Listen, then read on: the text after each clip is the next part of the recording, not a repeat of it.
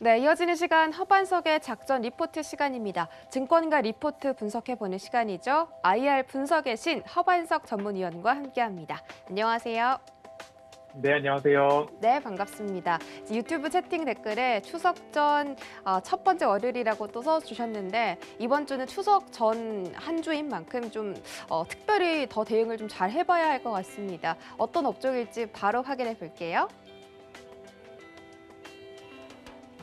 네, 오늘의 업종 리포트 코스닥 스몰캡입니다. 성장산업 포트폴리오 구축이라고 말씀을 해주셨는데 코스닥에 상장되어 있는 스몰캡 종목들 중에 정말 이 기업은 괜찮다, 성장성이 짙다 하는 종목들이 정말 많습니다. 그런 종목들 이번 주 허반석 전문위원께 한번 들어보면서 우리 투자자분들께서 어떤 종목에 한번 관심 가지면 좋을지 알아보도록 하겠습니다.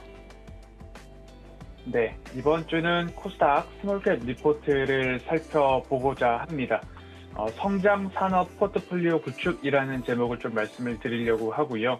그리고 리포트에서도 미래 신성장 산업으로 포트폴리오를 꾸려보자라는 이야기를 좀 전하려고 하는 것 같습니다. 올해 9월 8일자 키움증권에서 발간된 리포트를 중심으로 이야기를 좀 이어가 보도록 할 텐데요. 8월 시장 동향을 조금 더 살펴보도록 하겠습니다. 변동성 확대 속 개인 투자자들의 순매수세가 지속되고 있습니다. 하지만 외인과 기관들의 매도세는 조금 변동성을 불러오고 있고 오히려 지수를 좀 방어해주면 어떨까 하는 기관들에 대한 기대감이 오히려 매도로 이어지면서 개인 투자자들이 홀로 지수를 좀 방어하지 않았나라는 생각이 드는 모습이었습니다. 그리고 지수 상승 대비 중소형주의 수익률이 좀 부진했고 기관 투자자들 마찬가지로 대규모 매도를 지속하고 있는 모습입니다. 이러한 와중에 외인들이 이제 수급적으로 들락날락하는 모습들 속에서 변동성이 발생이 되었고 이 변동성 속에 지수는 박스권 움직임이 오고 있습니다. 이 지수들의 고점과 저점을 살펴보니까 플러스 마이너스 100포인트 이내로 위아래 움직임을 보이면서 조금 변동폭이 크지 않았나라는 8월과 그리고 9월 현재까지 시장 움직임이 이어지고 있습니다.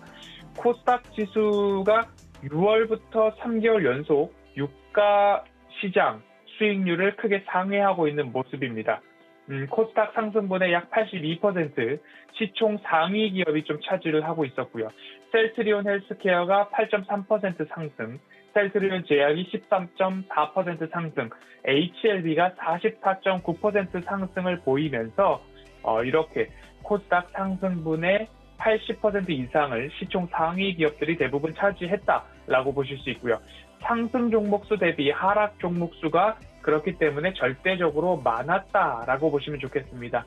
대부분 그러니까 개별 종목 장세 지속에도 불구하고 2차 전지 소재 기업을 제외하면 뚜렷한 주도 업종이 없었다. 시총 상위주들이 상승을 주도했고 그렇기 때문에 하락 종목수가 더 많았고 그러면 개인 투자자분들께서는 체감상 코스닥 상승이 그렇게 좋았다고 반문할 수 있는 시장의 모습이었다라는 말씀을 좀 드릴 수 있을 것 같습니다. 코스닥 시장의 주요 매수 주체는 개인 투자자였고요. 개인 투자자의 순 매수 규모가 1조 5천억 원 수준이었고요. 기관 투자자의 순 매도 규모는 1조 2천억 원 수준이었습니다. 결국 양 시장의 대부분의 지수 방어를 개인 투자자분들이 해 주었다라고 보실 수 있을 것 같고요.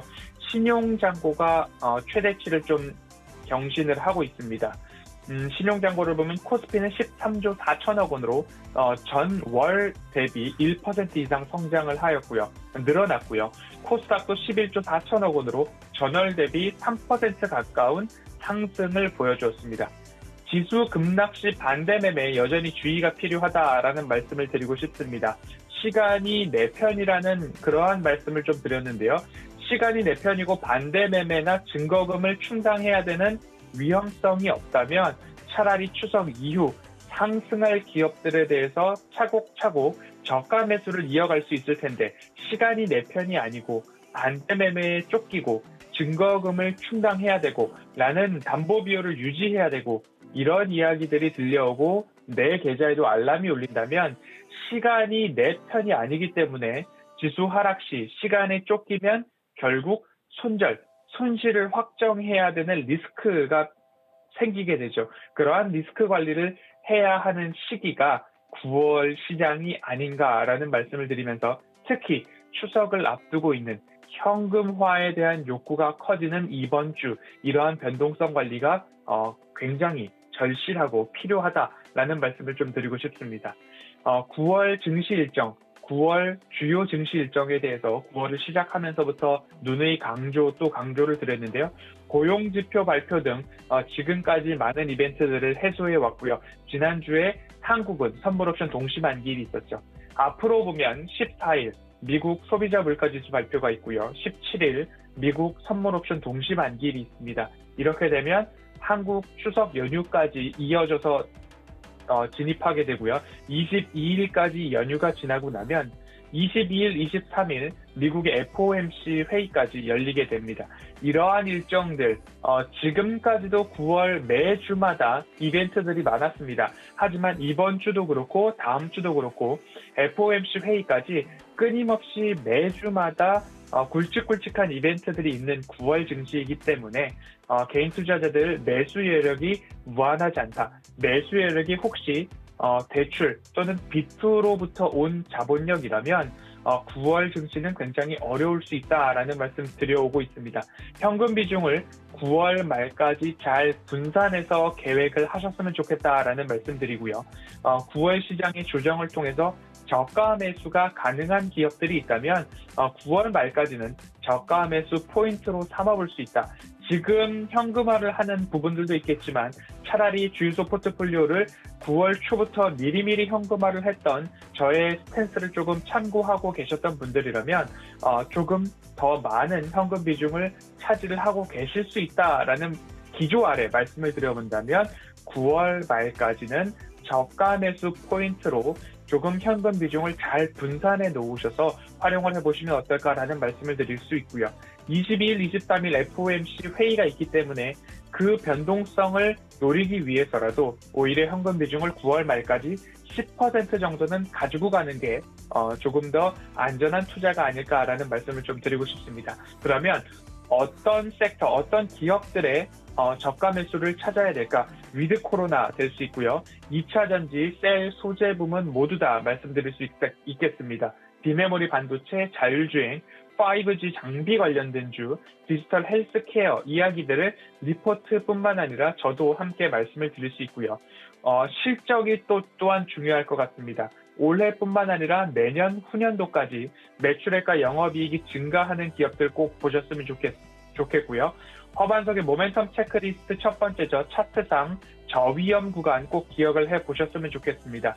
아무리 성장과 이익 모두 다 갖췄다 하더라도 누군가는 차익 실현, 매도를 고민하고 있는 자리에서 매수 대응은 조금 위험할 수 있다라는 말씀 드리고 싶고요. 9월 추석을 앞둔 이번 주에는 더더욱이 조심하셨으면 좋겠다라는 말씀을 드리면서 국내 시장이 반도체 셀링 보고서를 인해서 삼성전자, SK하이닉스 조정을 받았습니다. 그리고 나서 LG화학 화재 건으로 인해서 2차 전지 섹터 조정을 받았습니다. 여기에 네이버와 카카오 기준으로 플랫폼 규제 이슈가 나오면서 또 한 번 빅테크의 조정을 맞았던 우리 증시입니다. 조정의 현실을 목도한 최근 가장 조금 위험하고 조금 조정이 더 나올까 하는 그러한 시장의 분위기입니다. 고점에서 지수 고점과 종목 고점에서는 악재에 조금 더 민감하게 반응하는 시장 모습이기 때문에 9월 앞으로의 시장도 조금씩 조심하셨으면 좋겠다라는 말씀을 좀 드리고 싶고요. 디지털 헬스케어 그리고 피부 미용 쪽에서는 리포트에서는 파마리서치, 루트로닉, 뷰노, 딥노이드, 라이프 시멘틱스 등을 말씀을 해주고 있고요. 이야기해주고 있고요. 폴더블 폰 쪽에서도 이야기를 좀 해주고 있습니다. 이미 시세가 많이 나왔죠. 파인테크닉스, KH바텍, BH, 세경 하이테크, 애플의 신제품 출시 자율주행까지도 이야기가 나오면서 옵트론텍, MC넥스, 아모텍 이야기 나오고 있습니다. 그리고 미국에서의 인프라 투자와 관련해서 에이스테크, 엠노 관련된 이야기 나오고 있고요. 앞서서도 말씀을 드렸듯이 위드 코로나 전환 시에는 음식료 유통업종, 대선 및 정책 관련주로는 건설업종, 그리고 하반기 한 차례 추가 금리 인상이 나오고 있기 때문에 금융주 좀 살펴보시면 어떨까라는 말씀 드리겠습니다. 이번 주 코스닥 스몰캡 기업들 중에 앞서서 말씀드렸던 여러 가지 섹터들이 좀 있는데요. 그 부분들 중에서 저가 매수가 가능한 기업들이 어디가 있을까 한 번 더 이번 주 작전 리포트 시간을 통해서 살펴보도록 하겠습니다.